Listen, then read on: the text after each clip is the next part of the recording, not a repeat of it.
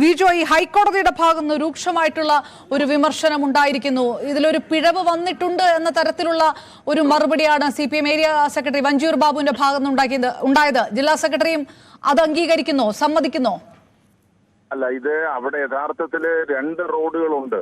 ഒന്ന് പോലീസ് സ്റ്റേഷന്റെ നടയിൽ കൂടെയുള്ള പ്രധാനപ്പെട്ട റോഡുണ്ട്. ഇത് ആമയിഴഞ്ചാൻ റോഡിന്റെ മുകളിൽ സ്ലാബ് ഇട്ട് നിർമ്മിച്ച മറ്റൊരു റോഡാണ്. ഇത് സാധാരണ നിലയിൽ വാഹനങ്ങൾ പാർക്ക് ചെയ്യുന്നതാണ് അവിടെ ചെയ്തുകൊണ്ടിരിക്കുന്നത്. അന്നത്തെ ദിവസം ഞാൻ മനസ്സിലാക്കുന്നത് നമ്മുടെ ജനറൽ ഹോസ്പിറ്റലിൽ നിന്ന് വരുന്ന റോഡ് വർക്കിന്റെ ഭാഗമായിട്ട് അടയ്ക്കുകയും കൂടെ ചെയ്തൊരു സാഹചര്യമുണ്ട്. അപ്പൊ വലിയ ട്രാഫിക് വരാൻ സാധ്യതയില്ലാത്ത ഒരു ദിവസമാണ് ഇവർ ഈ സ്റ്റേജ് കെട്ടാൻ വേണ്ടിയിട്ട് അനുവാദം ചോദിച്ച് സ്റ്റേജ് കെട്ടിയിരിക്കുന്നത്. പക്ഷെ എന്തായിരുന്നാലും അങ്ങനെ ഒരു ഇത് ചെയ്യാൻ വേണ്ടിയിട്ട് പാടില്ലായിരുന്നു എന്നുള്ളത് അഡ്മിറ്റ് ചെയ്യുകയാണത്. അതായത് അങ്ങനെ ഒരു പിഴവ് പറ്റി പാർട്ടിക്ക് ആ സമയത്ത് എന്നുള്ള കാര്യം അംഗീകരിക്കുകയാണ് ജില്ലാ നേതൃത്വം. അല്ല, അത് നമ്മൾ യഥാർത്ഥത്തില് ഈ റോഡ് അടച്ചിരുന്നെങ്കിലും നമ്മളൊരു റോഡിന്റെ ഭാഗമായിട്ടൊരു സ്ഥലത്തെടുത്ത് അങ്ങനെ ഒരു സ്റ്റേജ് കെട്ടേണ്ടിയിരുന്നില്ല എന്നുള്ളത് തന്നെയാണ്. ഈ പോലീസിനെ നോക്കുകുത്തിയാക്കി ഈ വിഷയത്തിൽ അങ്ങനെ ഒരു വിമർശനം ആ സമയത്തുണ്ട്. കാരണം കോടതിയിൽ ചോദിച്ചിട്ടുണ്ട്. അങ്ങനെയില്ല.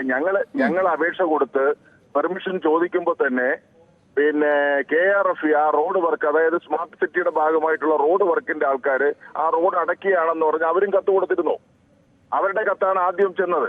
അപ്പൊ അങ്ങനെ കത്ത് കൊടുത്തിരുന്ന ഒരു സാഹചര്യത്തിൽ വലിയ ഹെവി ട്രാഫിക് വരാനായിട്ട് സാധ്യതയില്ല എന്നുള്ളത് മനസ്സിലാക്കിയിട്ടാണ് ഈ സ്റ്റേജ് കെട്ടാനായിട്ട് അവിടെ തീരുമാനിച്ചത്.